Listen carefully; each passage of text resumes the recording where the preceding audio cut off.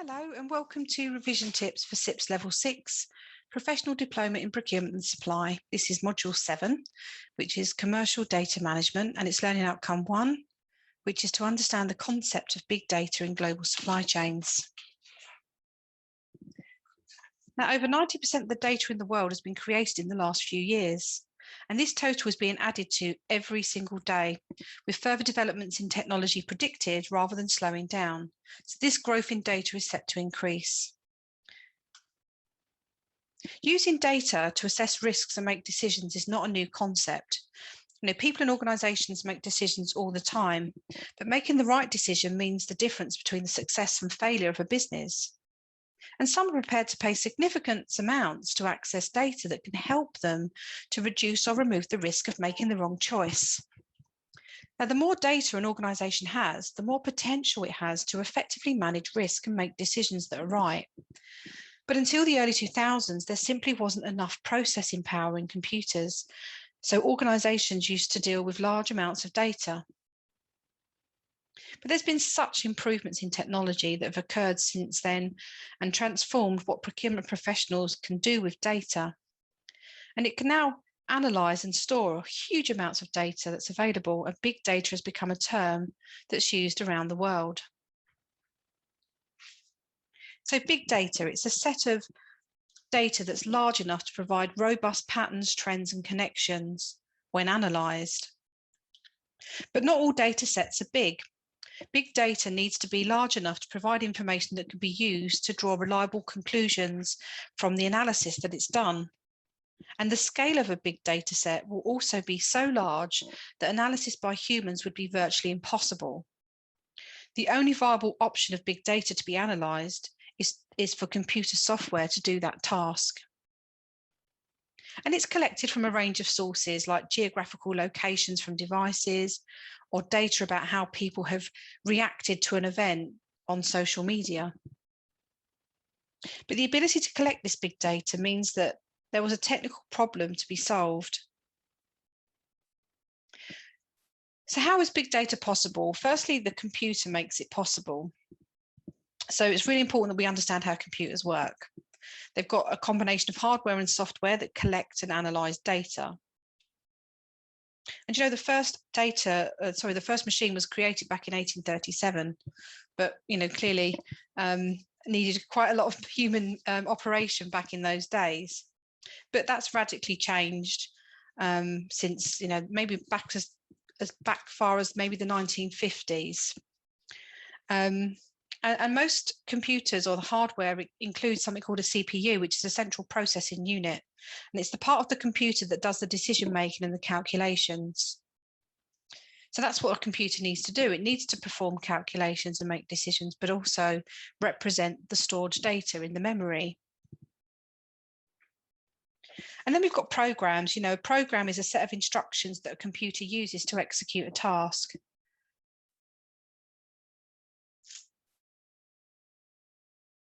Now, computers use programs to represent and store data.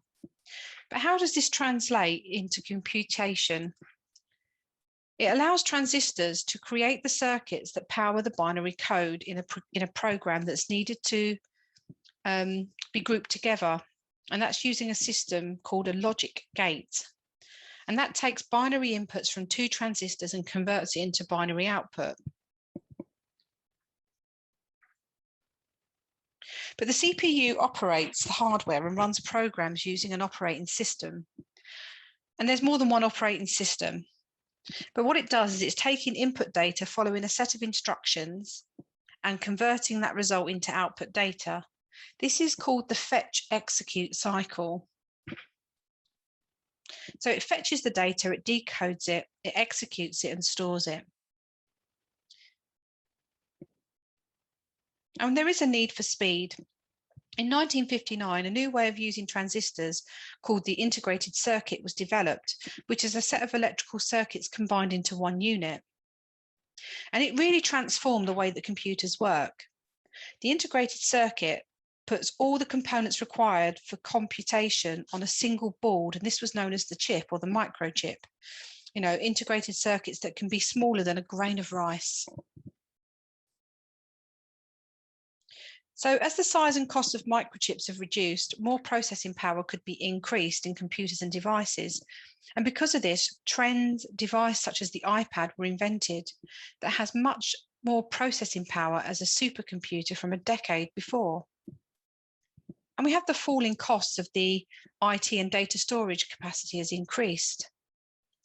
So it's cheaper and more efficient processes that are available with reduced production and shipping costs, which allows access to computing devices across the world. And we can't forget the internet. You know, the internet, people are using the internet as connectivity. It means that the way we used to do it was by dialing up using a phone line or a DSL line. Nowadays, it's more like through a broadband connection or a satellite.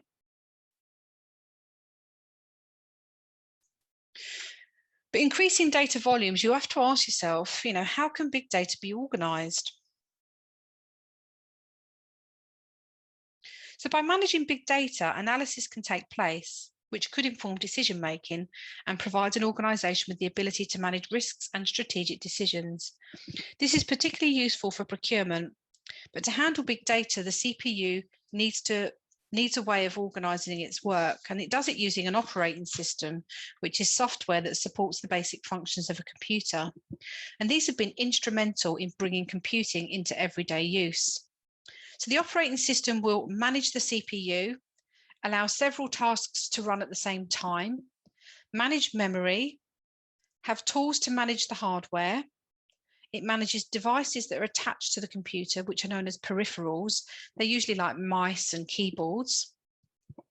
Provides a way for a user to interact with the computer. Operates a secure system through a username and password, and provides a way to organize the data on a computer filing system. And in the 1980s, the Windows and Mac operating systems were developed, and they're widely used in personal computers. So the next challenge was exactly how the systems of indexing and manage constantly increasing data volumes is going to operate. So using a computer called a server and existing computation methods to do this task would mean a huge amount of processing and memory would be required. So a server, a program or device that manages access to a central pool of computing resources. This is from other devices known as the clients.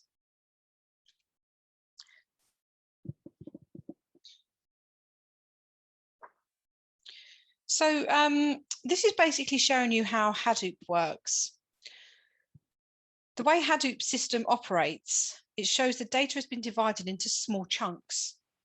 It takes less time to save it into memory, but it also makes copies of the data so it can be stored in more than one place.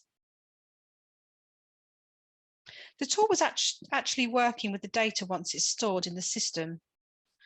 And most people are familiar with the term MapReduce than they are with kind of Hadoop. And using MapReduce reduces, or the queries can be written to ask questions about the data.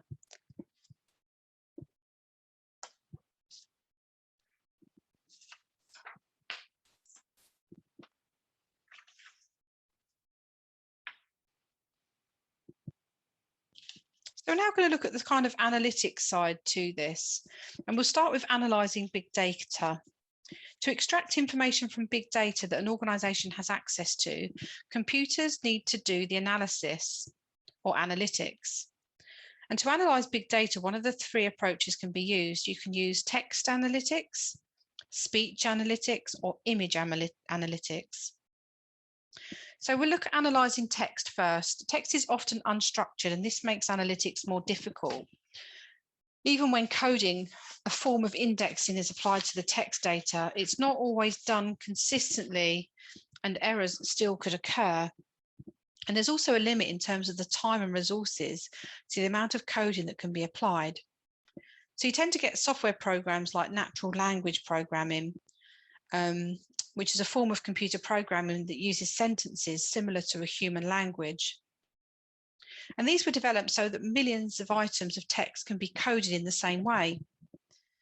But unfortunately, these programs had their limitations and often couldn't cope with the volume of data being analysed.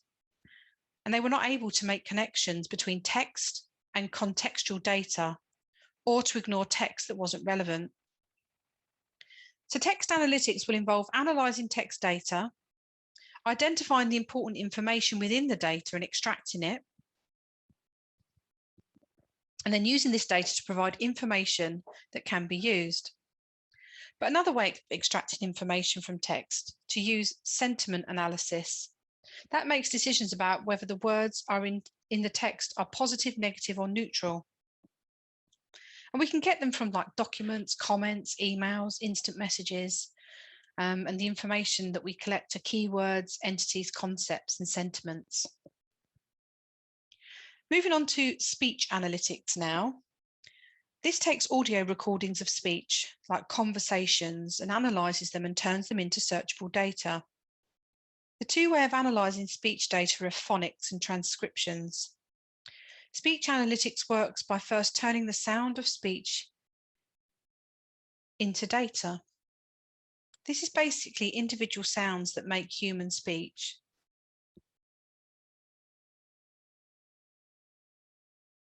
The more sophisticated transcription methods take some of this data and applies a language model to it. It means that data is converted back to what was actually said using the same process that's used in the human brain to interpret the speech. There is less data to store and the data is much more accurate using a method, although the conversation process might take a little bit longer. So it is used primarily for improving future communication and interaction with customers by contact centres. But there are other cases and use cases that are being developed as well.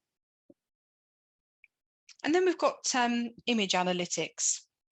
Things like CCTV cameras capture video data of what's happening in buildings, public spaces, on the highway. You've got body and dashboard cameras also being used to create video data. And millions of videos are shared on social media every day. All this video, big data, has the potential to be analysed, and analytics have been developed to get this done. So when people look through hours of videos to find a few seconds or images that are needed, it's extremely time consuming. But human monitoring or review of video images is not reliable, as humans are prone to error and lapsed concentration. But fortunately, computers can apply rules flawlessly and never get distracted. So image analytics have been developed that convert videos and photos into data that can be analysed. You can also interpret the data in real time to detect activity that is not following a normal pattern of behaviour. It's used extensively in many contexts, for example, retail, transport, and security. But in procurement, video analytics can be used for logistics to identify when a deviation from a predetermined route has taken.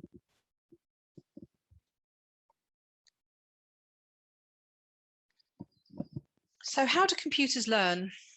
Computers follow specific instructions that they've been given in a program. And when computers are given a set of instructions, there are steps and calculations from kind of input data, the computation and output data. And it's usually input into computers using those peripherals I said before, which are keyboards, mice, or even touch screens. But let's look at the types of algorithms that a computer might use. You've got the simple recursive. That solves really simple problems like counting data.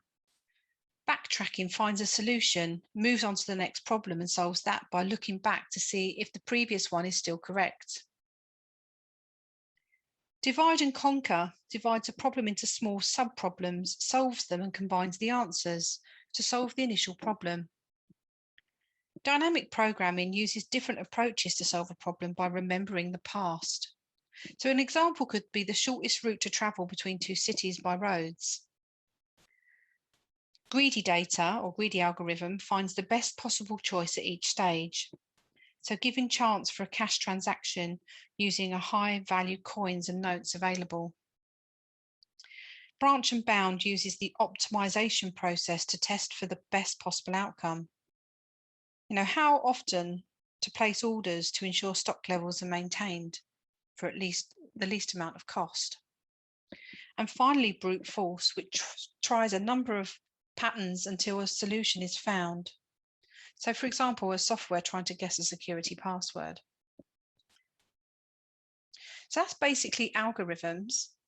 And then machine learning was kind of developed back in 1959 by Arthur Samuel. He described it as a field of study that gives computers the ability to learn without being explicitly programmed. So he wrote a computer program using algorithms so a computer could play checkers against him, the task. The algorithm also included the way the computers learn from its mistakes when doing that task. So it was also able to improve the way the computer played to increase the probability that it would win. So on the right-hand side, you can see how this machine learning works using algorithms. So it actions a task and uses a model that identifies patterns in the data to create an experience that it has to learn from, to predict similar patterns in new data that it uses to improve the performance of the task.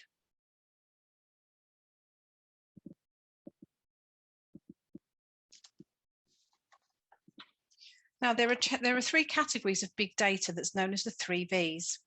Volume, which is the size of the data, is quantified by the amount of memory a computer uses to store it. The smallest measure is called a bit.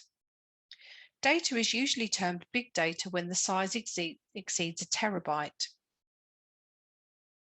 But volume can be categorized by counting records, transactions, tables, or files. And variety relates to the source and type of data. So big sources of data range from digital transaction records like invoices, insurance claims, demand forecastings, timesheets, to even social media streams. And the types of data will include text, speech, and video. Data sets are not useful to an organization unless they can be analyzed. So analytics that use machine learning have unlocked the potential for a variety of big data available to be analyzed. But velocity relates to the speed at which the big data can be generated. Devices can capture data very quickly, every second or every even smaller time periods. It can become big very quickly if there are lots of devices capturing data at such intervals.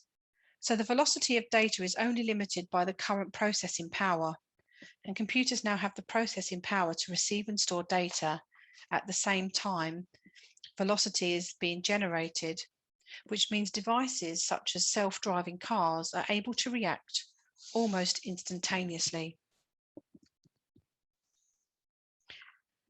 But in the past, procurement and supply used data to provide insights for an organization based on the past. These insights were limited by the knowledge and data that were available at a particular moment in time. But now, big data means procurement and supply professionals have access to a variety of data sources generated by datafication and analytics, which can be structured and unstructured data. So procurement and supply team can offer a diagnostic for the questions people in organizations might ask. And it can help the procurement and supply professional by doing, I suppose, the things that are more relevant, improving the description and presentation of the data by offering a diagnostic that can help to explain it. Analysis of a number of big data sets, not just those that have traditionally been used, and just developing a better diagnostic by linking data and identifying patterns that an organization hasn't really considered before. But applying these analytics create more complexity and accurate models that can improve the way an organization forecasts spend, manages suppliers, and deals with risks, and using it to answer questions and make recommendations. Now, forecasting models start with internal data from an organization's IT system that processes procurement and accounts payable data. But access to up-to-date data means that forecasting models for spend analytics can be improved. So examples of internal structured data will be things like line item details on a purchase order, a supplier name, an invoice value, and accessing various data sets means that big data can be formed. So examples of data that can be used in forecasting is like historical sales, the sales forecast, the current supplier lead times, contractual lead times, any price inflation or inflation forecasts, as well as the weather forecasts. Now, this might mean accessing data from other parts of an organisation or external sources to form big data sets that can be analysed. But using a forecasting model can include the following. Look out for more than one type of data to make predictions about future spend. Can contribute to effective demand management, which can help an organisation to manage its cash flow, as well as making sure products are available at the time they're required. It could require the manufacturing process to reduce demand amplification, the tendency in any process with more than one stage of orders received upstream to be more erratic than actual production or sales at the next downstream process. And it's used with analytics to review particular steps in the production process and identify factors that impact on yield. And finally, to generate insights for improvements using data from sensors in machines, videos, analytics of employee movements and data relating to inventory and waste.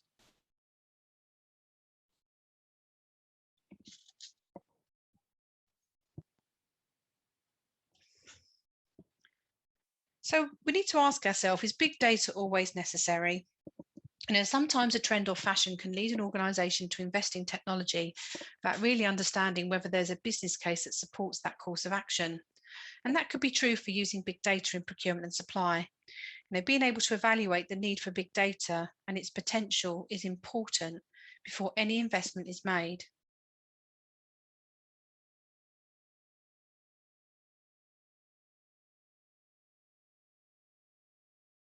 So we do require large volumes and highly detailed data, and people will use patterns to develop an understanding of the word. When a child touches something hot and experiences pain, this creates a pattern that identifies this type of action as something that we would avoid. So people do use patterns of behaviour to make judgments about people.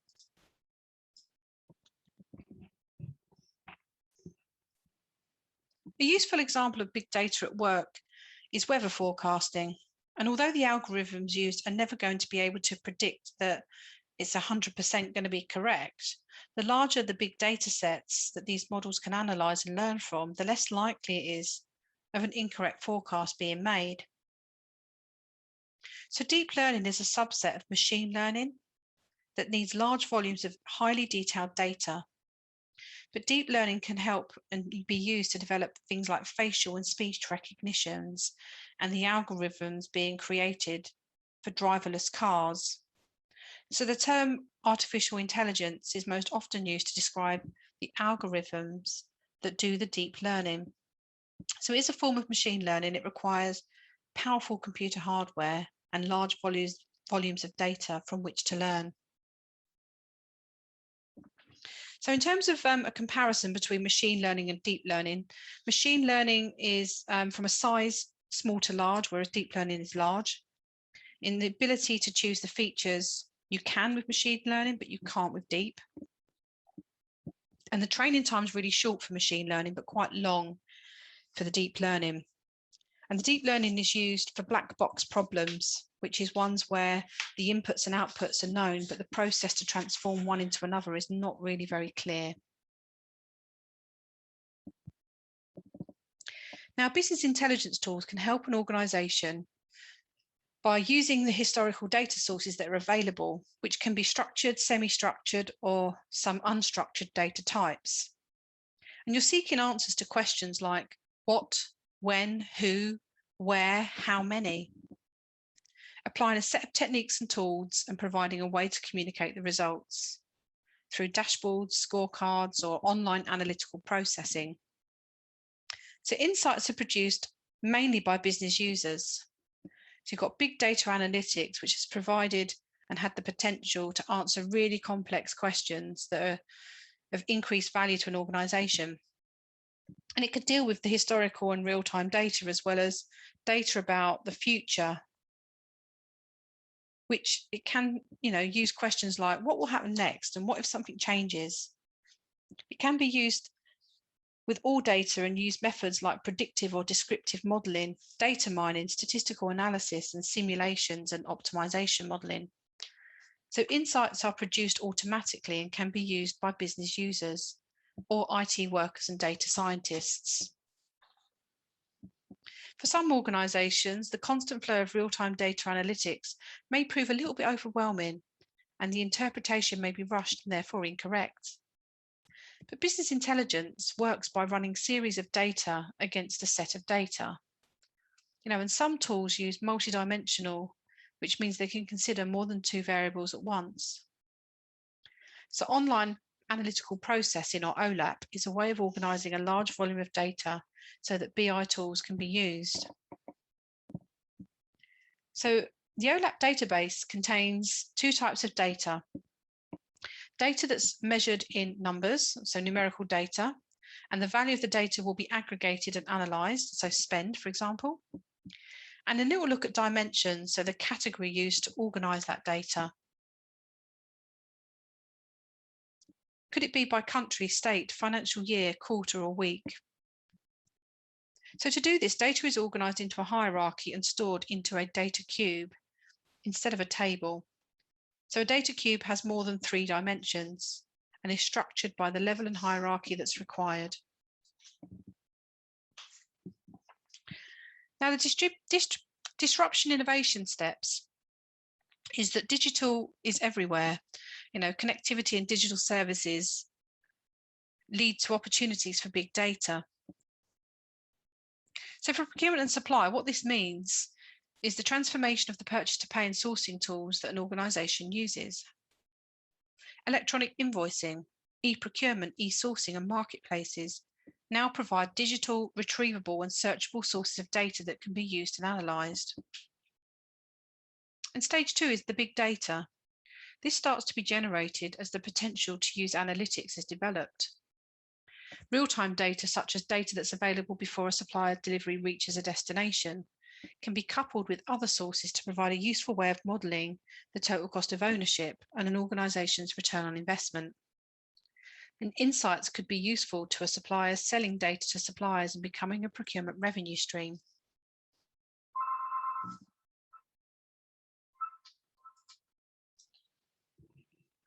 As more data is available, it can be combined with data from other sources to optimise performance throughout the supply chain. So, for example, by using approaches like vendor-managed inventories. And then the third stage of analytics, the business applications here for all new technology and analytics, and retailers like Alibaba and Amazon have led to the way of using big data to make recommendations and effectively manage the way they work with customers and suppliers. So using big data, much of the work of procurement and supply has previously done it, and the stuff we've done in the past will probably disappear. And instead, it will become a more agile function that delivers value by using insights from analytics to enable innovation across the organisation as a whole.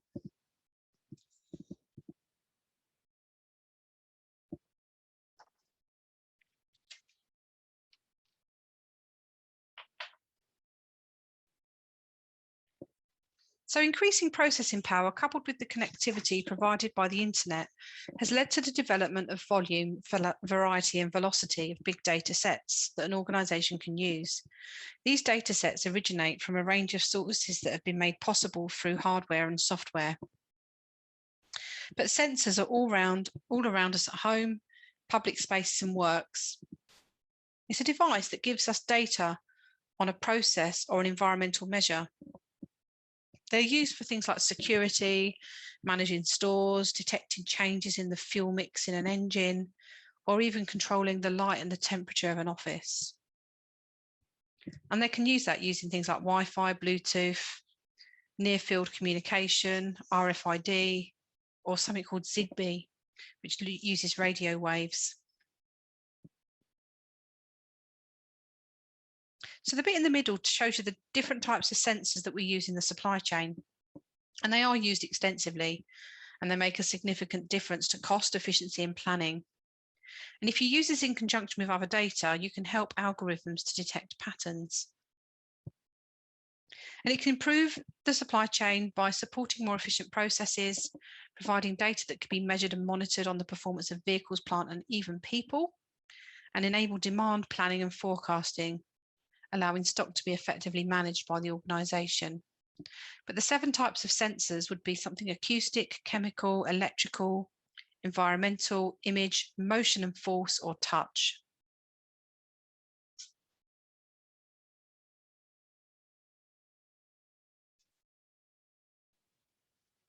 Now, the devices, when people tend to think about devices as being just computer technology they use at home or work, like laptops and desktops and smartphones and tablets, but it covers much more than just computers and technology that we use every day. It's been extended to cover dumb services that are used to communicate data. These devices are smart when they're connected to the internet. So at home, people might use smart devices to regulate their heating or air conditioning. Smart light bulbs allow the brightness and colour to be varied. So that's the IoT platform in the top right-hand corner. This shows you how the Internet of Things connects devices from one thing to another. The Internet of Things sensors and devices are a very key reason for the huge expansion in data volume and velocity. But how this data is used has led to many creative and life-changing pieces of software being produced. But for these devices to operate in a range of required settings, they need to be durable, reliable, and user-friendly. So, for all mobile devices, connectivity to enable data to be sent and received is really important.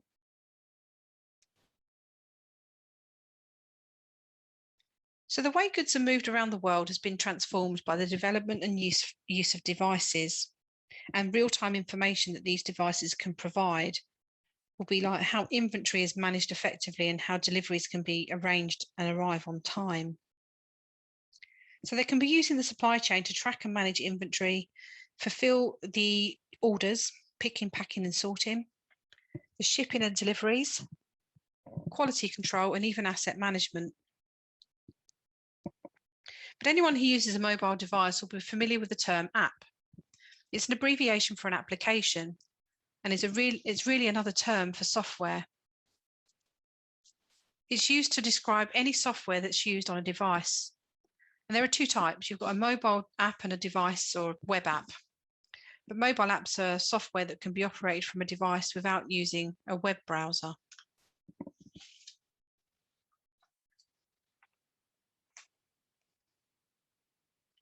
Now, many organizations have had data with customers and suppliers, and the data is held in a structured or unstructured format within IT. But this external data from outside organizations that's needed can often be assessed by third parties who usually charge to provide the data. So these third-party data is often grouped by particular characteristics like demographics or locations. And you can see on the bottom right-hand side the trade-off between first, second, and third-party data. So first-party data is organised, collected, and held using your own IT systems, sensors, and devices. Second-party data is collected by another organisation.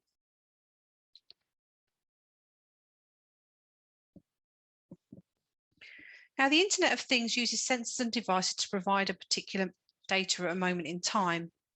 Some devices have the processing capability to analyse sensor data at the time it was gathered. For example, the data produced by sensors on an aircraft and transmitted to both the cockpit and the data centre on the ground. This data is known as real time. Other sensor data is only available when the sensor is synced to a device via an internet connection, such as a wearable smartwatch device is synced with a mobile device. The data transferred at the point of syncing is known as delayed. And then you've got sort of streaming, gathering data from a range of sources in real time. So from an e-commerce platform or social media sites or sensors communicated by devices. But uses of streamed data helps to provide organisation with diagnostic alerts when conditions change, like the monitoring metrics of temperatures and a negative or something, some negative sentiments on social media.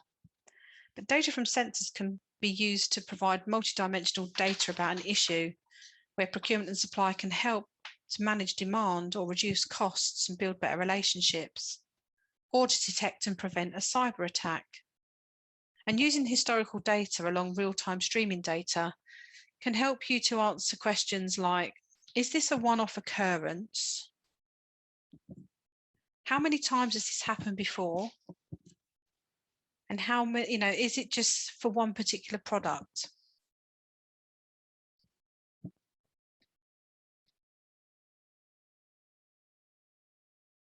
So the types of data that we've got here is sort of unstructured versus semi-structured. One of the main reasons for using big data is that organizations now have a way of analyzing what doesn't have a structure, whereas in the past, data was not held on a database. It couldn't be analyzed by a computer. So structured data can be analyzed using database management language, known as a structured query language, or SQL. It's used to ask questions about the data and also for organizing it. So when they started using SQL, it transformed the ability to analyze that data. Disorganized data is unstructured. It's mainly text that can be a useful source of information if it's analyzed. So, text on a web page or an audio recording of human language. It could be organized by the author, the date. So this is a semi-structured data. It doesn't have a strict data model, but markers or tags can change data from unstructured to semi-structured. So it's just a piece of, one word or 3 words that can describe what information is being held on that digital file. The audio, video, and other devices. The creation of more and more devices that produce audio and video data means that big data will encompass a full range of ways in which everything that exists in the world is captured and data filed. But to communicate with each other, people use text and social media, which leaves a digital record that can be used as data. Audio recordings of telephone calls can also be analysed. So analysing audio data can produce information on sentiment, like the speech, the routing, the interpretation, the options, and the result. And then the multi versus single dimension, as data is stored by a computer, is organised into a structure. One way of creating a structure to use characteristics of the data uses something like a numerical value, and this is known as an array. A data set that has one or more characteristics is a simple data dimension, but two-dimensional data is organised in a grid, similar to the way cells are in a spreadsheet are organised. And then streaming data is data that can be gathered from a wide range of real-time sources, such as e-commerce platforms, social media sites, or sensors communicated by devices. And it's used for a number of reasons. Real-time diagnostic dashboards for key metrics on temperature and flow. Some organizations are monitoring sentiment in social media. And if it's negative, it obviously can be identified and addressed as soon as it arises. So in summary, the variety and types of data now available is of significant value to organizations and to procurement and supply. And being able to kind of produce real-time data in a variety of forms means analytics can be more reliable and useful for organizations to diagnose and predict and prescribe. So that's the end of Learning Outcome 1. Thank you very much for watching.